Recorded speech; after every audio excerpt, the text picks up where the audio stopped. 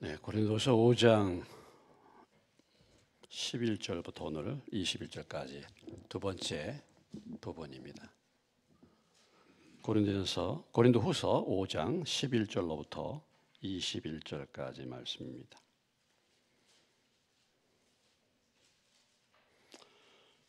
네, 11절부터 교독합니다. 우리는 주의 두려우심을 알므로 사람들을 고면하거니와 우리가 하나님 앞에 알리어졌으니 또 너희의 양심에도 알리어지기를 바라노라.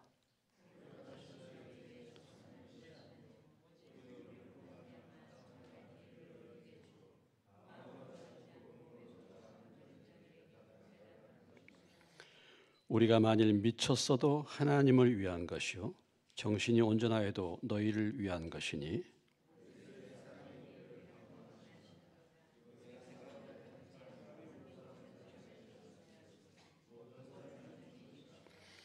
그가 모든 사람을 대신하여 죽으심은 살아있는 자들로 하여금 다시는 그들 자신을 위하여 살지 않고 오직 그들을 대신하여 죽었다가 다시 살아나신 이를 위하여 살게 하려 함이라.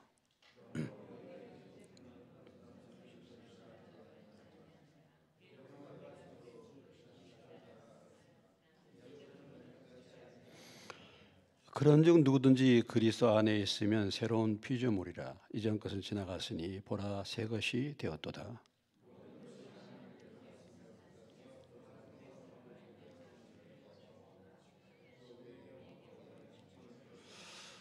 곧 하나님께서 그리스도 안에 계시다 세상을 자기와 화목하게 하시며 그들의 죄를 그들에게 돌리지 아니하시고 화목하게 하는 말씀을 우리에게 부탁하셨느니라.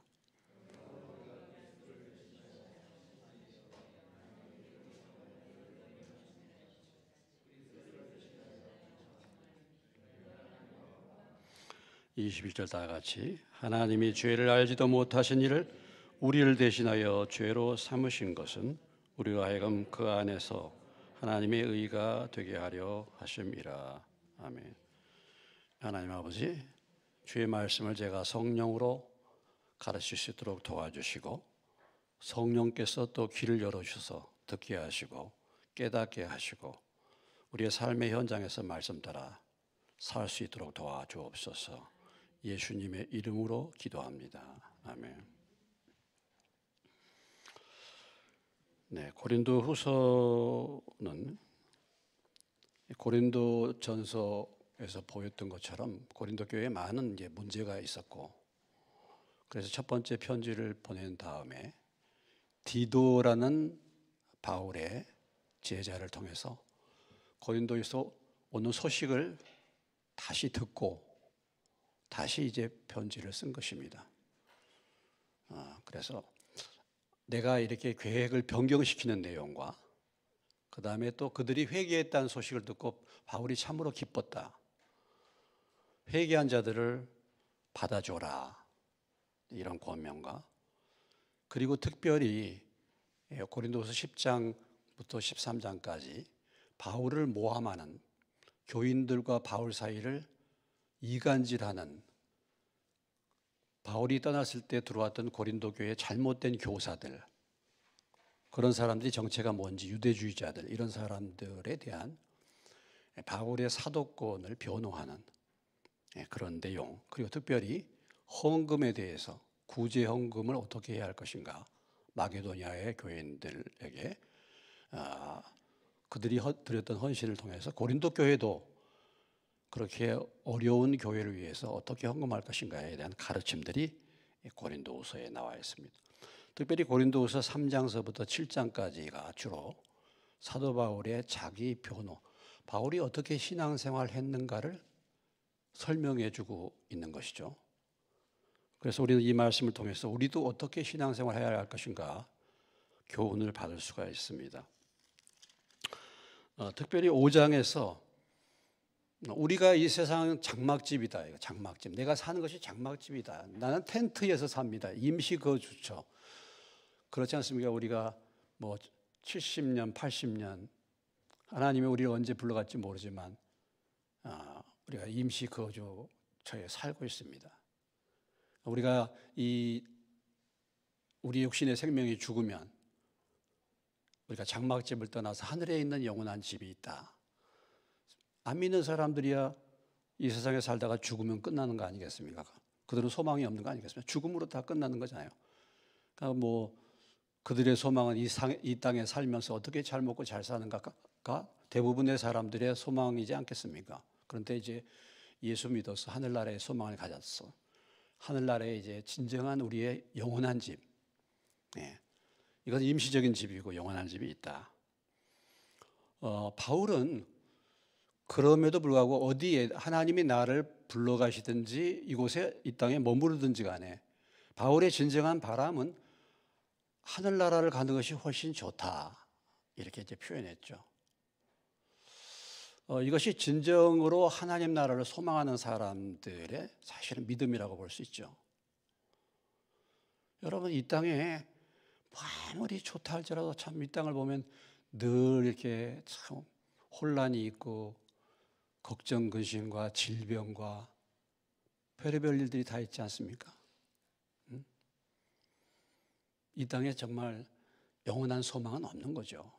그러니까 바울은 하늘나라에 대한 소망, 몸을 떠나서 주님과 함께 있는 것을 훨씬 더 사모했어요. 그러나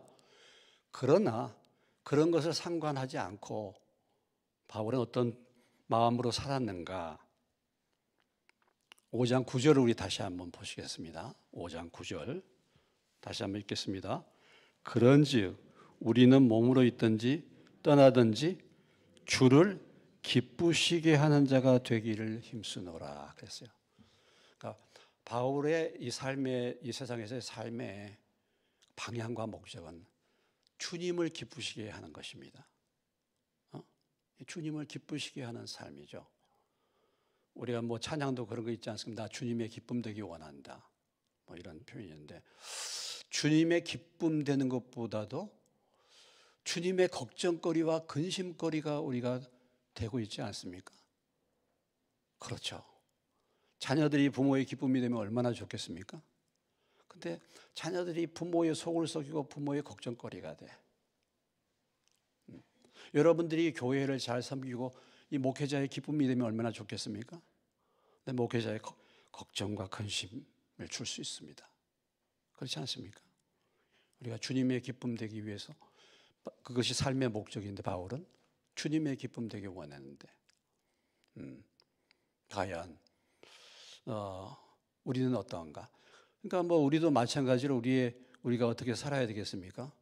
이 땅에 머물든지 하나님이 우리를 불러가시는데 상관없이 주님을 기쁘시게 하는 자가 되기를 힘썼다 그랬지 않습니까? 그러면 무엇이 주님을 기쁘시게 하는 삶이 되겠습니까? 여러분, 무엇이 주님을 기쁘시게 하는 삶이 되겠어요? 주님의 뜻을 따라 사는 거 아니겠습니까? 주님의 말씀을 따라 주님의 뜻을 따라 순종하며 사는 것이 주님의 기쁨이 되는 거 아니겠습니까? 다른 거 있겠습니까? 그러면은 주님이 기뻐하시는 것, 주님의 뜻이 뭔가 이거 우리가 잘 알아야 되잖아요. 그러니까 참 먼저 중요한 것은 주님이 기쁨이 되는 삶을 살기 위해서는 주님이 무엇을 기뻐하시는가를 알아야죠. 그럼 주님이 기뻐하신 것이 무엇입니까? 성경에 잘 나와 있잖아요. 그래서 우리가 늘 말씀을 통해서 주님의 뜻이 무언가, 주님이 무엇을 기뻐하신가를 파악하고 살피고 그리고 그 뜻을 따라서 순종하며 살려고 애를 쓰는 것, 그것이 주님을 기쁘시게 하는 삶이 되지 않겠습니까? 우리가 남편이 아내를 기쁘게 하려고 뭐 애를 쓸 수도 있고 또 아내가 남편을 기쁘게 하려고 애를 쓸 수도 있습니다. 그래서 무슨 선물을 주는데요. 항상 보면 우리가 우리 기준에서 선물할 때가 많아요. 가만히 보면 내가 좋아하는 것을 줄 때가 많아요. 근데 상대편은 그걸 별로 안 좋아해요. 우리가 정말 그 상대의 기쁨을 주기 원한다면 상대가 무엇을 기뻐하는 것을 잘 알아야 되잖아요. 예? 예. 저는 현금을 참 좋아합니다.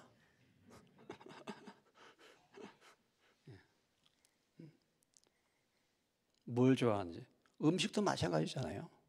내가 싫어하는 것만 갖다 주는데, 그래서 그걸 본인은 생각할 때는 그것을 잘 섬긴다고 생각하고 있어요. 우리 방식으로 내 열심으로 막 하는데 사실은 하나님은 그건 별로 기뻐하지 않을 수도 있습니다. 그런 일 참 많습니다. 바리새인들이 얼마나 하나님 열심으로 섬겼습니까? 근데 열심히 섬긴다고 했는데 하나님 보실 때는 정말 마음 아픈 일만 하는 거예요. 뭘 모르고. 우리가 신앙생활을 얼마든지 그렇게 할 수 있습니다. 그래서 바울은 내가 정말 주님을 기쁘시게 하는 자가 되기를 원한다. 이렇게 지금 이제 고백하고 있지 않습니까? 오늘 11절로부터 21절까지 사이에서 이제 또 한 가지 바울의 이 고백들을 쭉 우리가 보면서 우리 이 고린도후서 5장 11절로 21절 사이에 나오는 유명한 말씀이 또 있지 않습니까? 어느 말씀이겠습니까? 5장 17절 말씀이죠. 유명한 말씀이죠. 우리 17절 말씀을 다시 한번 읽겠습니다. 그런즉 누구든지 그리스도 안에 있으면 새로운 피조물이라 이전 것은 지나갔으니 보라 새 것이 되었도다. 바울의 이 유명한 고백, 우리가 잘 아는 말씀, 이것이 고린도후서 5장 17절에 기록이 되어 있죠. 그래서 5장 이제 11절로부터 21절 사이에서 가장 중요한 고백, 그리스도 안에서 새로운 피조물이다라는 고백이죠. 과연 이 새로운 피조물이 뭔가? 그리고 이 새로운 피조물로서 우리가 살아야 할 부분이 뭔가? 하나님 우리에게 준 사명이 뭔가? 사실 이것을 우리가 오늘 말씀에서 우리가 살펴야 될 것입니다. 이미 여러분들이 혹시 말씀 가운데 들으셨지 모르겠지만 새로운 피조물이라는 게 무엇입니까? 그런즉 누구든지 그리스도 안에 있으면 새로운 피조물이라고 그랬어요. 누구든지 예수 안에, 예수님을 믿어서 성령이 그 안에 거하시면 새로운 피조물이다. 이렇게 표현하고 있죠. 이전 것은 지나갔으니 보라 새 것이 되었도다 말합니다. 자, 새로운 피조물, 예수 믿어서 새로운 피조물, 예수 믿어서 새 사람이 됐다, 예수 믿었다라고 할 때 그 사람이 그리스도인이다, 새로운 피조물이 됐다라고 표현할 때 여러분 이 새로운 피조물을 어떻게 해석할 수 있습니까? 어떤 사람이 그동안에 신앙생활 교회 안 다니다가 이제 교회 다니기 시작했어요. 예수 믿어서 새로운 피조물의 출발이죠. 교회 나왔습니다. 그 사람이 침례를 받아서 이제 교회의 정식 신자가 됐습니다. 옛날에 했던 거, 술, 담배, 옛날에 제멋대로 살았던 거, 이런 것들을 정리해서 도덕적으로 상당히 나아졌어요. 그리고 교회에서 이제 직분도 받았습니다. 이런 부분들이 이제 변화가 나타나죠. 그런데 이런 부분들이 새로운 피조물인가? 그것도 하나의 새로운 피조물로서의 하나의 과정이라고 볼 수 있는데 오늘 말씀 속에서 가장 확실하게 보여주는 새로운 피조물이 무엇인지 오늘 설명해 주고 있지 않습니까? 그것은 바로 15절에 나오는 말씀이죠. 15절을 주목하시고 읽겠습니다. 그가 모든 사람을 대신하여 죽으심은 살아있는 자들로 하여금 다시는 그들 자신을 위하여 살지 않고 오직 그들을 대신하여 죽었다가 다시 살아나신 이를 위하여 살게 하려 하심이라. 그러니까 이전 것이란 것은 무엇입니까? 이전 것이란 것은 무엇입니까? 자신을 위하여 살았던 것이죠. 우리가 하나님 없이 살았던 인생은 다 자신을 위해서 사는 사람 아니겠습니까? 어쩌면 하나님을 믿는다고 말하면서도 자신을 위해서 여전히 살 수 있습니다. 그러나 오늘 사도 바울은 표현하기를 예수님이 우리 위해서 죽으신 목적은, 죽으신 것은 다시는 그들 자신을 위하여 살지 않고 다시는 이전 것을 위해서 살지 않고 이전 삶의 방식과 가치관으로 살지 않고 오직 그들을 대신하여 죽었다가 다시 살아나신 이 누굽니까? 예수님을 위하여 살게 하려 함이라. 여기서 말하는 새로운 피조물을 이 말씀 속에서 우리에게 잘 정리해 주고 있죠. 새로운 피조물이 무엇입니까? 예. 자신을 위하여 살지 않고 누구를 위해서? 예수님을 위해서 살아가는 존재. 이것이 새로운 피조물이다 라는 것이죠. 삶의 가치관과 목적이 바뀐 사람입니다. 우리가 도덕적으로 정결해지고 이렇게 외적으로 어떤 신앙생활의 형태를 갖출 수 있습니다. 그러나 여전히 내가 내 자신을 위해서 살고 있다고 한다면 사실은 새로운 피조물이라고 말하기 어렵죠.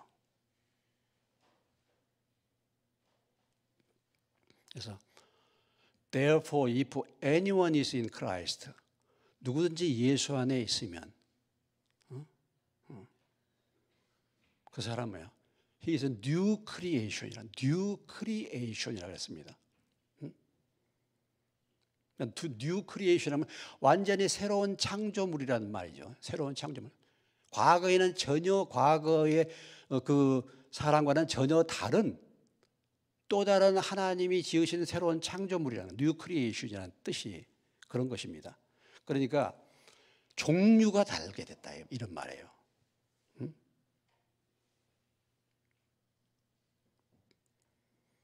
그래서 옛날 것은 가고 옛날 사람은 가고 the new has come 새로운 사람이 왔다.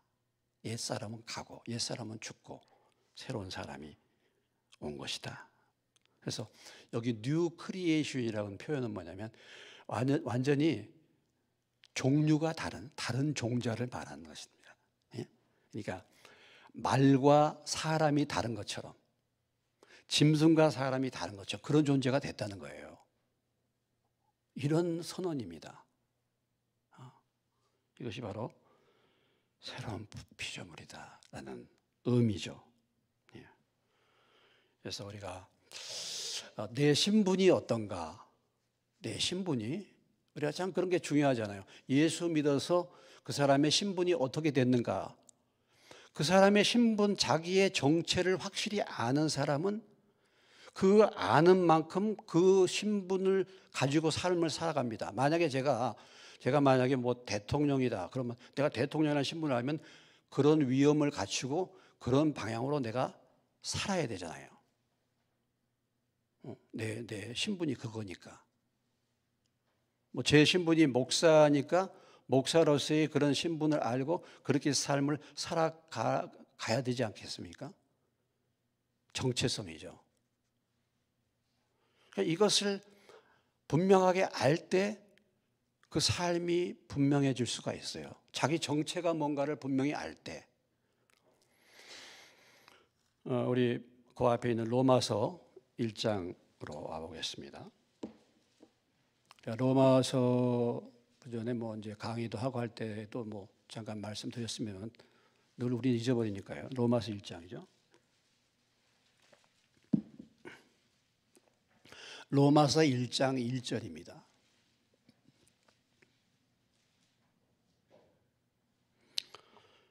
읽겠습니다.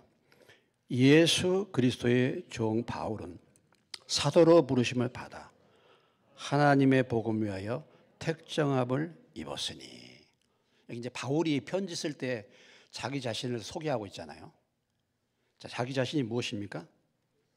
예수 그리스도의 종이야. 내 신분이 나는 예수님의 종이에요. 나는 돈의 종 아닙니다. 나는 사람의 종 아니에요. 내가 예수의 종입니다. 근데 나는 예수님의 종이니까 예수님이 뭐라고 하는 대로 그 부름 따라서 다니는 사람이다. 이런 거죠. 종 바울은 뭘로 부름받았어요? 사도로 부름받았다. 자기의 이제 직분입니다. 자기 직분. 자기 은사. 나는 사도로 나는 교회를 세우는 사람으로 하나님이 나를 부르셨어요. 저는 하나님의 말씀을 가르치는 자로 저를 불렀습니다. 뭐 이런 거 있잖아요. 다 하나님이 부르신 부르심이 다를 수 있는데 사도 바울은 자기의 직분이 뭔지 자기가 할 일이 뭔지를 분명히 또 말하고 있죠. 사도로 부름받아. 그런데 이 모든 것의 목적은 뭡니까? 하나님의 복음을 위해서 산다. 여러분, 바울이요, 이게 분명하니까 이런 삶을 사는 거예요, 사실은요. 빅터 세리브랑코라는 러시아 사람이 있었는데요. 학교를 다닐 때 IQ 검사를 했는데 IQ 검사를 잘못해가지고 굉장히 지능이 낮은 그런 아이로 어렸을 때 그렇게 취급을 받았대. IQ가 뭐 100 이하로 나왔어요. 그래서 이 빅터는 살아올 때 바보처럼 살았어요. 그렇게 살았어요. 근데 나중에 자기가 뭐 독학을 해가지고 이렇게 다시 이제 학교를 가고 거기에서 IQ를 책정했는데요. IQ가 150이 넘어. 천재 중에 150부터 200까지 멘사 그룹이라는 게 있어요. 멘사. 천재들 그룹에 그 IQ가 그렇게 되면 그런 IQ를 가진 사람인 것을 알았어요. 그때야. 그렇게 어떻게 살았겠습니까? 처음에는 지능이 낮은 사람으로 알고 그렇게 살았는데 자기가 그게 아니라는 것을 알고 난 뒤부터 아주 놀라운 일들을 했어요. 놀라운 일들을. 엄청난 일들을 했습니다. 그러니까 우리가 내 신분이 어떤가를 모르고 살 때는 거기에 그냥 그렇게 우리가 살지 않으면 그냥 뭐 인생 살다가 그냥 이렇게 가는 거지, 이렇게도 살 수도 있는데 우리가 예수님을 믿고 나서 내가 새로운 피조물이 되었는데 오늘 고린도후서 말씀처럼 이 새로운 피조물이 뭐냐? 내가 늘 나의 자신만을 위해서 살던 사람이고 어떻게 하면 내 성공할까, 내 잘 살까 이렇게 다 우리가 살았지 않습니까? 과거에 그렇게 살지 못해서 애타하고 다 이렇게 했는데 이제는 그게 아니라 나를 위해 죽었다가 다시 살아나신 예수를 위해서 사는 피조물로 저와 여러분을 부르신 줄로 믿습니다. 우리를 그렇게 불렀다 이거죠. 사실은 이런 신분을 우리가 알면은요, 사실 나는 대단한 사람이잖아요. 예. 정말 그래요. 뭐 보기에 누추하고 별 볼 일 없는 것 같은데 사실은 그런 부분에 눈이 띄어지면요, 나는 정말 예수님이 나를 위해서 십자가에 죽으실 만큼 내가 가치가 있는가? 진짜 이 가치를 우리가 한다면은 자살할 수가 없죠. 그런 사람들은 결코. 내가 그래도 예수님이 생명을 바쳐서 나를 건져냈는데, 그래서 그런 말 하잖아요. 나의 값어치가 얼마짜리라고요? 예수님짜리다. 예수님짜리다. 그래서 그리스도 안에 있으면 새로운 피조물이다 했습니다. 그러면 우리가 주님을 위해서 어떻게 살아야 하는가라는 거죠. 주님을 위해서 어떻게 살아야 하는가. 새로운 피조물로서 예수를 위해서 이제 살아야 되는데 주님을 위해서 사는 그 삶의 동기가 뭐냐, 헌신의 동기가 뭐냐, 이런 부분들을 우리가 살펴볼 수가 있습니다. 자, 11절로 12절입니다. 읽겠습니다. 우리는 주의 두려우심을 알므로 사람들을 권면하거니와 우리가 하나님 앞에 알려졌으니 또 너희 양심에도 알려지기를 바라노라. 우리가 다시 너에게 자천하는 것이 아니요 오직 우리로 말미암아 자랑할 기회를 너에게 주어 마음으로 하지 않고 외모로 자랑하는 자들에게 대답하게 하려 하는 것이라 그랬습니다. 이렇게 주님을 섬기는 그 삶의 중요한 동기는 주의 두려움을 알아서 주님을 두려워하는 마음으로 사람들을 권면했다라는 것입니다. 지금 내가 여러분에게 설명하고 여러분들을 권면하는 것, 고린도 교회 성도 여러분들을 내가 권면하는 것, 내가 주님의 두려움을 알기 때문에 그렇다. 내가 주님을 두려워하는 마음으로 여러분들에게 권면한다, 이런 얘기입니다. 우리가 지난주의 말씀과 지금 떨어져 있지만 한 절 차이잖아요. 10절을 보세요. 10절이 어떻게 진행됐습니까? 이는 우리가 다 반드시 그리스도의 심판대 앞에 나타나게 되어 각각 선악간에 그 몸으로 행한 것을 따라 받으려 함이라. 그리고 우리는 뭐예요? 주의 두려우심을 알므로 그랬습니다. 다시 말한다면 하나님의 심판이 있다는 것을 아는 거잖아요. 하나님의 심판. 심판대 앞에 우리가 선다는 것을 아는 그 하나님의 공의로우심과 거룩하심을 알고 그 두려움으로 여러분에게 권면을 합니다. 이런 얘기죠. 근데 물론 이 성경에 말하는 이 두려움이 막 무서워가지고 벌벌 떠는 것보다도 하나님이 어떤 분인가를 알아서 그분을 참으로 뭐예요? 경외하는 마음으로 사는 거죠. 경외하는 마음으로 권면하는 것입니다. 그런 것입니다. 그래서 사람들에게 권면해가지고 사람들을 뭐예요? 이렇게 설득하는 목적이 뭡니까? 말씀을 알고 말씀에 순종하도록 하는 거 아니겠습니까? 왜? 하나님이 두려우신 분인데 말씀을 떠나 살면은 하나님의 징계가 있고 어려움을 겪으니까 이미 그것을 체험한 바울, 하나님이 어떤 분이라는 것을 아는 바울이 권면하는 거 아니겠습니까? 우리가 신앙생활 해 나가면서요, 저도 그렇고 여러분도 그렇고 사실 우리가 하나님 두려워하지 않는 경우가 참 많습니다. 저희 눈앞에 하나님을 두려워함이 없다, 로마서 3장에서 말했잖아요. 우리가 참 하나님 우습게 생각할 때 많이 있어요, 정말. 그런데 그렇게 살다가 어느 날 어려움을 겪고 하나님의 징계의 손길을 체험하면요, 아, 하나님 참 놀라우셨구나, 하나님 정말 두려우신 분이구나, 이런 것을 알게 돼요. 우리의 불순종과 우리의 시행착오들을 통해서 그런 것을 알게 됩니다. 알게 되는 거예요. 우리가 또 역사의 현장을 보면 그런 걸 알 수 있어요, 여러분. 박정희 대통령이 옛날에 얼마나 뭐 경제개발 이렇게 열심히 일했습니까? 우리나라 경제가 좋아졌잖아요. 삼성 개헌했지 않습니까? 아니, 재선까지 했는데 삼성까지 개헌했어요. 그때 많은 사람들이 데모하고 많은 사람들이 그 삼성 개헌 반대하다가 감옥에 많이 갔었습니다. 자, 삼성 개헌까지 끝내고 마쳤으면 얼마나 좋겠습니까? 그런데 이제 어떻게 했습니까? 예? 유신을 했어요. 유신이 무슨 말입니까, 이제? 종신토록 한다는 거죠. 얼마나 많이 어려웠습니까? 위험한 단계였잖아요. 그러니까 그 끝이 어떻게 끝났습니까, 여러분? 예? 아내가 총 맞고 본인이 총 맞았잖아요. 이런 걸 보면서 여러분 뭘 느끼십니까? 권력의 무서움과 욕심내서 하게 되면은 사람들이 어떻게 할 수 없잖아요. 그러나 하나님이 그걸 그냥 두시지는 않았어요. 그게 공의와 진리의 길이 아니기 때문에.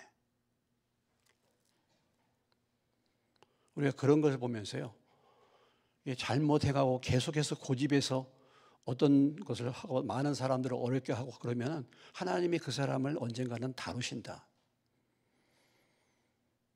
뭐 다 그렇지 않습니까? 일본과 뭐 독일이 히틀러 세계 대전을 일으켜가지고 세계를 다 정복하는 것 같이 했지만은 결과는 어떻습니까? 다 하나님이 안 계신 것 같지만은 하나님은 살아계신 하나님이신 줄로 믿습니다. 예. 그 기세등등한 일본이 원자폭탄 맞을 줄 어떻게 알았습니까? 박관중 장로님에게 하나님이 사인 주셨잖아요. 일본이 불로 망한다. 그래서 안희숙 사모님하고 같이 배를 타고 일본 국회의사당에 가서 뭐예요? 일본은 불로 망한다, 이거 터뜨렸지 않습니까? 그래가지고 붙들려서 평양 감옥에 간 거 아니겠습니까? 여러분, 죽으면 죽으리라 읽어보셨나요? 일본이 불로 망한다. 어떻게 불로 망합니까? 근데 불로 망하잖아요. 그래서 하나님을 이렇게 이런 저기를 통해서 사실은 그 두려움을 우리가 역사를 통해서 본다든지 또 내 삶의 현장을 통해서 볼 수 있잖아요. 내가 불순종했을 때 문제들이 생겨나고 그러면 즉각적으로 우리가 알아야 되지 않습니까? 그런 걸 보면서 또 그런 것을 경험한 사람들이 하나님의 말씀에 길을 떠나갈 때 그걸 권면하잖아요. 그렇게 하지 말라고. 이렇게 살아라고. 에레미야가 그렇게 얘기하지 않습니까? 근데 어떻게 해요? 끝까지 고집 피우고 가잖아요. 그래서 망하잖아요. 그럴 수 있는 거고, 이렇게 권면과 설득을 통해서 돌이킬 수도 있는 거고 하는 것입니다. 그래서 하나님을 경외하는 마음으로 사람들을 권면하고, 또 그리고 한 가지 뭐냐면, 사도 바울이 하나님 앞에 알려진 것처럼 너희들에게도 좀 알려졌으면 좋겠다, 이런 바람으로 지금 했다라는 것입니다.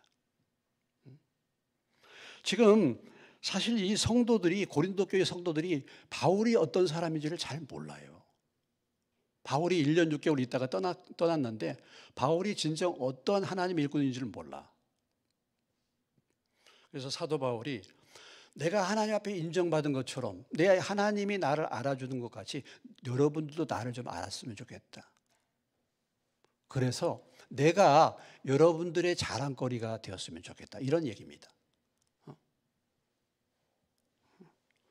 이것이 그 속은 별 별로 없는데 겉으로만 화려하게 자랑하는 그런 사람들, 그런 세상 사람들이나 지금 현재 있는 그 고린도 교회의 잘못된 거짓 교사들처럼 그런 자가 아니라, 그런 자랑이 아니라 진정한 내가 하나님 앞에 인정받은 것처럼 내가 여러분에게도 인정받기를 원한다, 이렇게 지금 말하고 있는 것이죠. 사도 바울의 이런 그 권면, 이런 것의 동기는 너에게 내가 스스로 자기를 스스로 높이는 것이 아니에요. 내 동기는 그게 아니고 하나님이 나를 인정해 주는 것처럼 여러분도 내가 어떤 사람인지 알아서 내가, 여러분이 나를 만난 것이 자랑거리가 되었으면 좋겠다, 이런 얘기입니다. 우리가 그렇죠. 하나님만 알아주시면 돼. 우리 어떤 경우는 그렇죠. 사람이 몰라줘도 나 하나님이 알아주면 돼. 근데 하나님이 알아주는 것을 또 사람들이 알아주면 좋잖아요. 그렇지 않습니까? 자, 제가 하나님을 어떻게 섬기는지 여러분들이 저를 알아주면 좋잖아요. 그래야지 제가 말씀이 먹히죠. 예? 제가 이렇게 말씀을 전할 때 여러분들이 나를 저를 어느 정도 인정할 만한 사람이 돼야지 이 말씀이 여러분들이 받을 거 아니겠습니까? 근데 제가 하나님을 몰래는 잘 섬기는데 성도들은 그걸 몰라, 전혀. 그러면은 이런 오해를 살 수도 있고 하는 거죠. 오늘 사도 바울이 이제 그걸 말하고 있는 것이죠. 네. 그래서 하나님이 나를 인정하는 것처럼 여러분도 저를 인정해 줬으면 좋겠다. 그래서 내가 여러분의 자랑거리가 됐으면 좋겠다, 이렇게 지금 말하고 있는 것입니다. 우리가 이제 이런 게 있어요. 하나님께 인정받으면 사람에게도 인정받게 될 줄로 믿습니다. 하나님을 우리가 잘 섬기게 되면요, 사람도 알아봐요. 두 가지 반응이 있는데, 우리가 하나님을 잘 섬기면요, 어떤 사람은 거기에 대해서 굉장히 시기질투하고 대적하는 사람도 있어요. 그런 현상이 나타납니다. 우리가 진리를 따라서 말씀의 길 가면요, 핍박이 와요. 그런 반응이 또 있지만은, 그러나 하나님을 진정으로 섬기면 사람들이 뭐예요? 그걸 인정해 주죠. 예수 안 믿는 사람들도 아유, 저 동생은 내놨어, 우리 안 믿는 집안에서 보면 참 그렇지만 그래도 신앙생활을 그렇게 하는 건 인정해 주잖아요. 또 그렇게 할 수도 있고, 우리가 정말 하나님을 잘 섬기면, 여러분도 역시 마찬가지지 않겠습니까? 여러분도 하나님을 잘 섬기면 교회에서 성도들이 그걸 알아봐 주잖아요. 알잖아요. 겉으로만 자랑하는 사람, 속은 비었는데 겉으로만 그럴듯하게 자기를 나타내는 사람들이 세상 그 당시에 거짓 교사들 아니겠습니까? 오늘도 우리 마찬가지죠. 겉으로는 직분을 자랑하고 겉으로는 하나님 잘 섬기는 것 같은데 실제적으로는 거품 신앙이 있습니다. 실제는요. 그럴 수 있죠. 뭐 저 목사도 참 마찬가지죠. 겉으로는 목사인데, 겉으로는 설교 잘하는데 실제 내 삶에 있어서는 별 볼 일 없는, 열매가 없는, 어떤 인격의 변화도 없고 삶의 별 열매도 별로 없는 채로 설교 잘할 수 있습니다. 옛날에 우리 건축 연결됐던 이모 목사님이 그런 분 아니셨습니까? 극동방송에 얼마나 설교가 잘하는지, 제가 그 설교 듣고 또 그분이 신령한 사람 침례시문의 연자이기 때문에 그분 만나서 건축하게 된 거 아니겠습니까? 그런데요, 꽝이죠.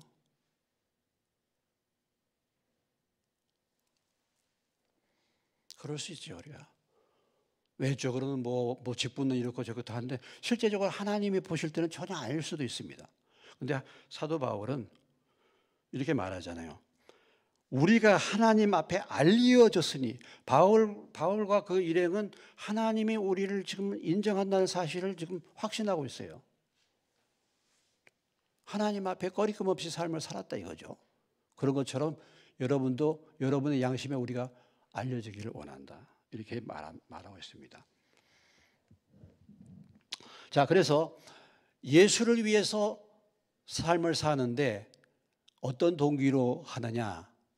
그것은 하나님에 대한 경외심으로, 두려움으로 내가 권면하고 이렇게 했다라는 것을 말하고 있습니다. 두 번째 동기입니다. 두 번째 동기. 14절에 나와 있죠. 14절 같이 읽겠습니다. 그리스도의 사랑이 우리를 강권하시는도다. 우리가 생각하건대 한 사람이 모든 사람을 대신하여 죽었은즉 모든 사람이 죽은 것이라. 바울이 주님을 위해서 삶을 사는 동기가 뭡니까? 예수님의 사랑이 강권하기 때문에. 예수님의 사랑이 강권했다라는 말의 의미는 예수님의 사랑이 그를 이끌어갔다, 이런 얘기죠. 사랑에 이끌리어 주님을 위해서 살았다, 이런 것입니다. 사랑에 이끌리어. 우리가 주님을 섬기는데, 주님을 위해서 사는데 참 중요한 부분이 또 이런 부분이죠. 주님의 사랑에 이끌려서 하는 것입니다. 이끌려서.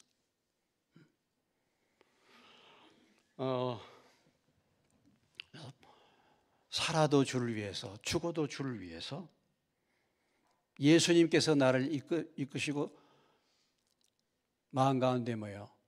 사랑의 감동을 주셔서 주님의 사랑을 생각하면서 주님의 사랑이 나를 움직이게 만든 것입니다. 저도 뭐 예수 믿고 구원받고 주님의 사랑을 체험했는데 그러다 보니까 여기까지 왔지 않습니까? 그렇지 않습니까? 근데 그 사랑이 또 식어질 때도 있고. 그래서 참 저는 이 말씀이 늘 마음 가운데 이 말씀이 부딪히는 말씀입니다. 로마서 5장 5절의 말씀 가보시면요.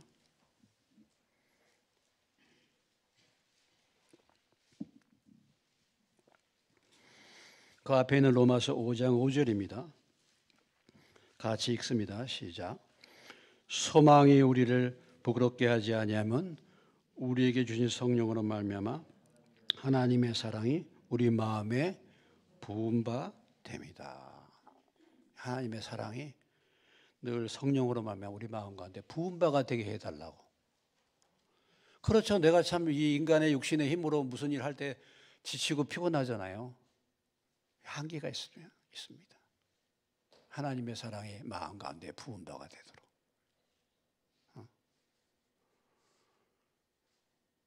사랑이 나를 강권하셔서 하나님이 일을 하는 것입니다. 여러분, 하나님의 사랑에 참 마음에 부은 바 돼서 그 사랑 때문에 눈물을 흘려보신 적 있으십니까? 어떻습니까? 뭐 찬송 부를 때나 그런 경험이 있습니까?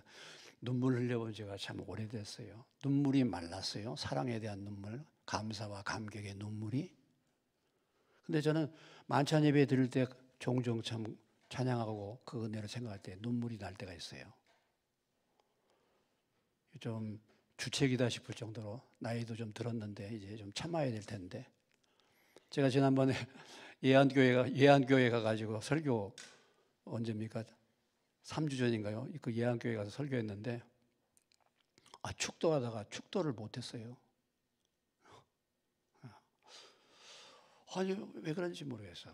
근데 참 마음 가운데 하나님의 사랑이 부딪히니까 그냥 축도를 못했어요. 예. 그래가지고 참 그 마무리를 못하고 내려왔네요. 예. 근데 뭐 다른 건 아니고 참 주님의 사랑으로 뭐 나같이 별 볼 일 없는 사람이 이렇게 그래도 하나님의 말씀을 전할 수 있는 은혜를 주신 것. 뭐 여러분 제가 뭐 과거에 어떻게 살았습니까? 과거에 정말 진짜 정말 하나님과는 상관없이 내 머리 굴려서 세상에서 그렇게 돌다가 살았는데, 그래도 참 하나님의 은혜 주셔서 그것 때문에 여기까지 왔는데, 뭐 그런 마음이 막 들으니까 눈물이 쏟아지는 거예요. 뭐 눈물을 흘리나 안 흘리나 뭐 눈물이 메말라도 상관이 없습니다. 마음 가운데 하나님의 사랑이 우리에게 부어지고 있는가라는 거죠. 사실 우리가 이 하나님의 사랑에 대해서 무감각해지고 그 사랑에 대해서 무디어지면은요, 이제 신앙생활이 힘들어지잖아요. 의무적으로 해야 되고 어쩔 수 없이 해야 되고, 또 내 힘으로 신앙생활 하는 것은 사실 불가능하지 않습니까? 사실 내 힘으로 신앙생활 할 수 없어요.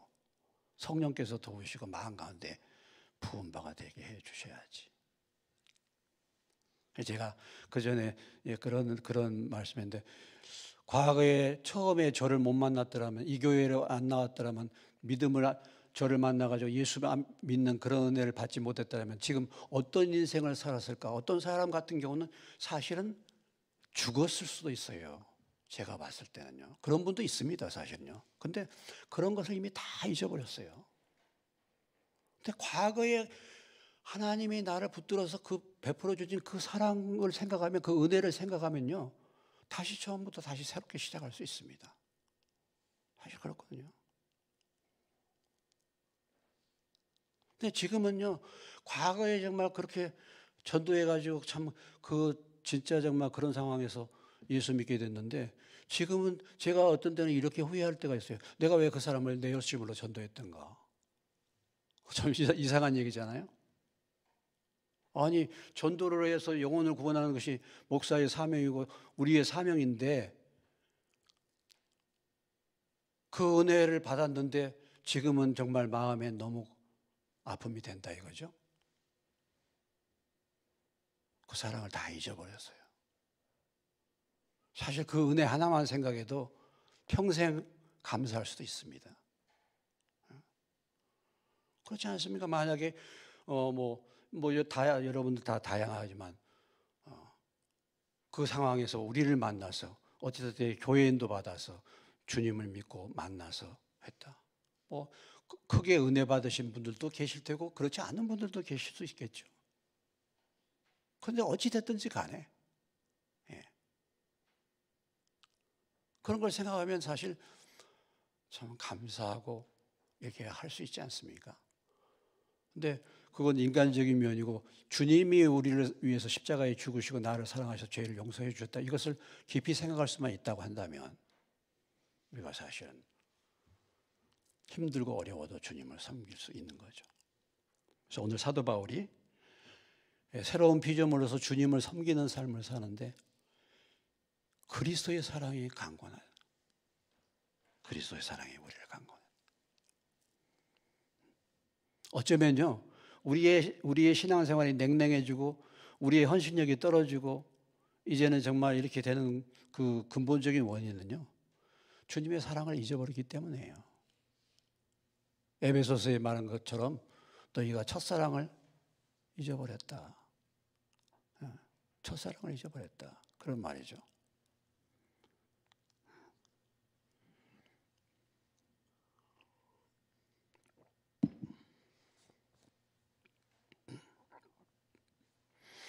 뭐 누가 저를 만났을 때 막 성경 공부하고 막 미치도록 좋고 막 뿅 갔다 그러는데 그렇게 막 계속 갔더라면 지금 그분과 저의 사이가 그렇게 냉랭했겠습니까?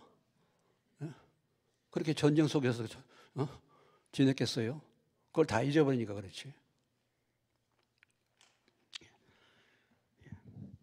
그래서 오늘 사도 바울이 자기가 새로운 피조물로서 주님을 위해서 사는 삶을 살 때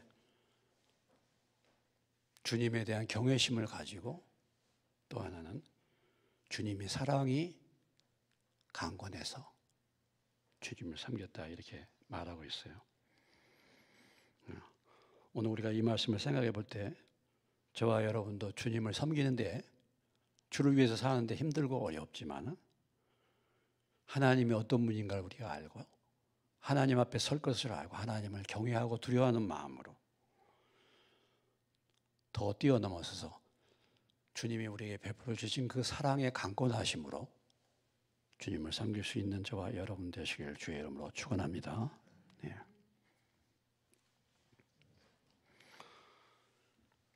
새로운 피조물로서 주를 위해서 사는 삶의 사명이 뭔가라는 거죠. 이제 헌신의 삶의 동기가 있었고 그러면은 주님을 위해서 사는 삶의 사명이 뭐냐? 그것이 이제 18절 이하에 나오는 말씀이죠. 21절까지. 예. 18절에 보시면 화목하게 하는 직분을 주셨다 그랬잖아요. 예. 이제 우리가 할 일이 뭐냐면 화목하게 하는 직분, 화목하게 하는 일이라는 거죠. 19절에 하나님께서 그리스도 안에 계시사 세상을 자기와 화목하게 하시며 그들의 죄를 그들에게 돌리지 아니하시고 화목하게 하는 말씀을 우리에게 부탁하셨다. 예수 위에서 사는 것은 다른 것이 아니고 화목해 하는 하나님의 말씀. 그렇죠. 죄인 되어서 하나님과 원수되고 살잖아요. 그런데 우리가 복음을 전함으로 하나님과 그 사람을 화목하게 만드는 거잖아요. 우리에게 하나님이 그 직분을 주셨고 무엇을 통해서 그 일을 합니까? 하나님의 말씀을 전해서. 이것이 새로운 피조물로서 주를 위해서 사는 삶이다 라는 것을 바울이 정리해 주고 있습니다. 그래서 바로 새로운 피조물로서 하는 것이 뭐냐면 화목하게 하는 일입니다. 그러므로 20절에 우리가 그리스도를 대신하여 사신이 되어 하나님이 우리를 통하여 너희를 권면하신 같이 그리스도를 대신하여 간청하노니 너희는 하나님과 화목하라. 화목해 하는 대사로서 화목해 하는 말씀을 전하는 사람으로서 늘 살펴야 될 것이 뭐냐면 하나님과의 화목입니다. 하나님과의 화목, 하나님과 화목을 누리고 화평을 누리는 사람이 이 화목의 복음을 전할 수 있고 그 복음을 전할 때 그 사람이 하나님과 화목하게 되는 것이죠. 그래서 여기서 표현할 때 그리스도를 대신하여 사신이 되었다. 옛날 성경에는 대사라고도 표현되어 있어요. 엠베세더라고. 대사. 그러니까 우리가 대사는 그 나라의 어떤 그것을 대변하는 사람이잖아요. 그러니까 하나님 나라의 그 모든 것을 우리가 하나님이 우리를 대사로 이 세상에 파송해 가지고 하나님의 일을 하도록 어떤 나라에서 어느 나라로 대사를 파송해 가지고 그 나라의 일을 하도록 대사에게 명령을 주잖아요. 그것처럼 하나님이 우리를 사신으로 불렀다. 그래서 우리가 주를 위해서 하는 일이 뭐냐? 복음을 전하는 것이다 라고 말해주고 있습니다.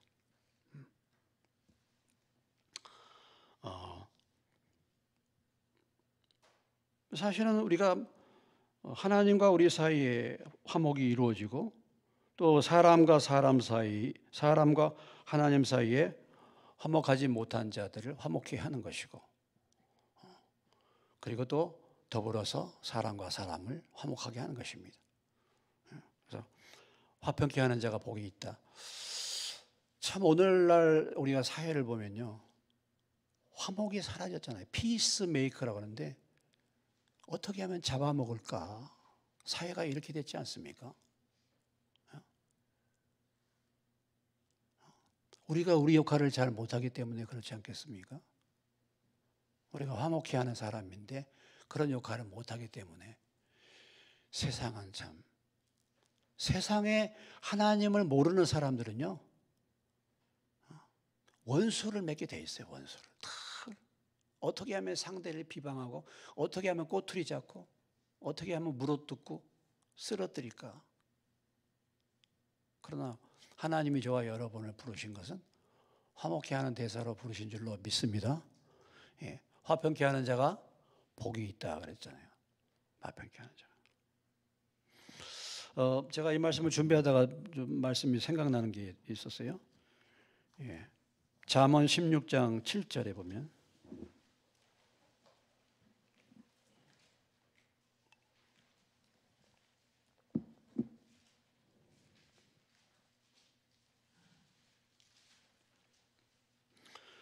잠언 16장 7절 928페이지입니다. 같이 읽겠습니다. 사람의 행위가 여호와를 기쁘시게 하면 그 사람의 원수라도 그와 더불어 화목하게 하시느니라. 우리의 삶이, 우리의 행위가 누구를 기쁘시게 하면?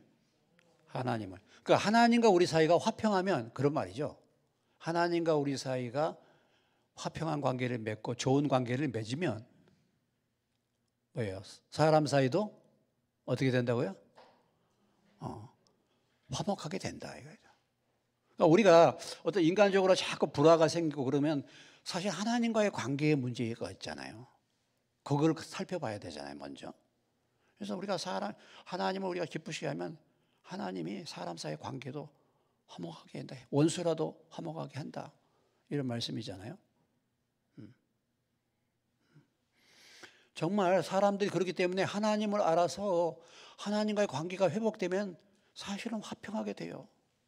근데 문제가 무엇입니까? 하나님을 모르기 때문에 이런 정말 혼란과 분열과 이런 것이 일어나는 것이죠. 그래서 무엇보다도 화목해야 하는 대사로서 그 직분을 감당할 때 필요한 것은 뭐냐면 우리가 먼저 하나님과 늘 화목한 것입니다. 그래서 하나님이 우리의 복음 전하는 삶, 주님을 위해서 사는 삶이 뭐냐? 화목해야 하는 말씀을 전해서 하나님과 더불어 화목하게 하는 것이다 라는 것을 말씀해 주고 있습니다. 또 한 가지 한 부분을 살필 수 있는 것은 뭐냐면 새로운 피조물이라는 것은 아까도 말씀드렸듯이 새로운 삶의 목표가 생겼다고 그랬잖아요. 또 한 가지 새로운 피조물을 위해서 필요한 것이 뭐냐면 16절 말씀에 보면은 16절을 보겠습니다. 그러므로 우리가 이제부터는 어떤 사람도 육신을 따라 알지 아니하노라. 비록 우리가 그리스도도 육신을 따라 알았으나 이제부터는 그같이 알지 아니하노라. 새로운 피조물이 되면은 새로운 삶의 목표가 생길 뿐만 아니라 새로운 눈이 열리게 됐다 이런 얘기죠. 새로운 눈. 네. 그러니까 어떤 사람도 다 뭡니까? 육체의 눈으로 육신의 잣대로 모든 사람을 늘 봤어요. 저 사람을 볼 때도 저 사람이 수입이 어떤가, 어떤 사람인가, 학력이 어떤가 이렇게 봤는데 심지어는 예수님도 사도 바울이 옛날에 육신으로 봤어. 그래서 그건 뭐 나사렛 예수 그 사람이 무슨 그리스도냐 하나님이냐 이거 사기꾼이다 해가지고 바울이 핍박했잖아요. 근데 눈이 열리니까 뭔가 예수님이 육신의 눈으로 볼 때는 별 볼 일 없는 자인데 영적인 눈이 열리니까 예수님이 하나님의 아들이십니다. 이런 것처럼 새로운 눈이 열리는 거예요 이제. 그래서 어떤 세상의 잣대로 세상의 기준으로 사람을 판단하지 않게 됐다 이런 얘기입니다. 그러니까 우리가 새로운 피조물이 되면은 우리의 보는 눈이 달라지는 거예요. 시각이 달라요. 그러니까 영안이 열린다 이런 얘기죠. 영안이 열린다는 말 들어보셨죠? 그래서 자 어떤 사건이 일어났습니다.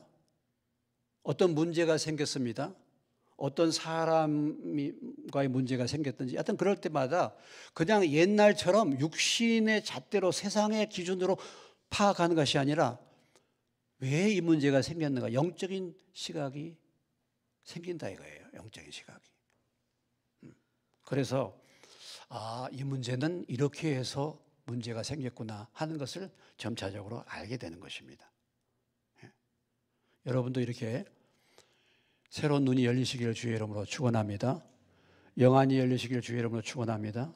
그래서 이 세상에 있는 이런저런 모든 일들이 벌어질 때마다 그런 부분에서 문제가 뭐고 이것이 하나님이 뭘 말씀하시는 걸 이걸 알게 되는 거예요.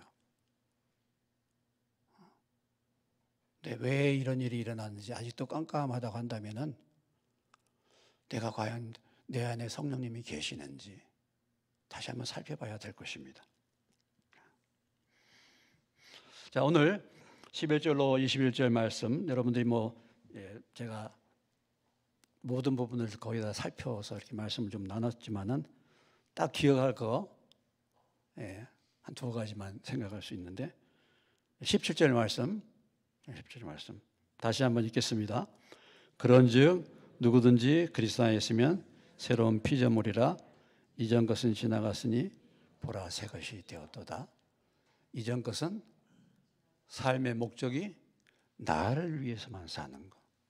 그러나 새로운 피조물은 예수님 나를 위해 죽었다가 다시 살아나신 예수님을 위해서 사는 사람이 됐다. 그렇게 바뀌었다는 것이죠. 그 예수를 위해서 사는 삶을 어떻게 삽니까? 하나님을 두려워하는 경외하는 마음으로 주님의 사랑이 나를 강권해서 주님을 위해서 화목하는 대사로 주님을 섬기는 것이 사도 바울의 삶이었다. 그리고 하나님이 우리에게 원하시는 삶이라는 것을 우리에게 말씀해 주고 있습니다. 오늘 이 말씀을 우리가 기억하시고 다시 한번 우리의 신분을 돌아보시고 하나님이 왜 저와 여러분을 이 가운데로 인도하셨는가? 내 삶을 한번 돌아보시고 새로운 피조물로서 주님을 위해서 살 수 있는 저와 여러분 되시기를 주님의 이름으로 축원합니다.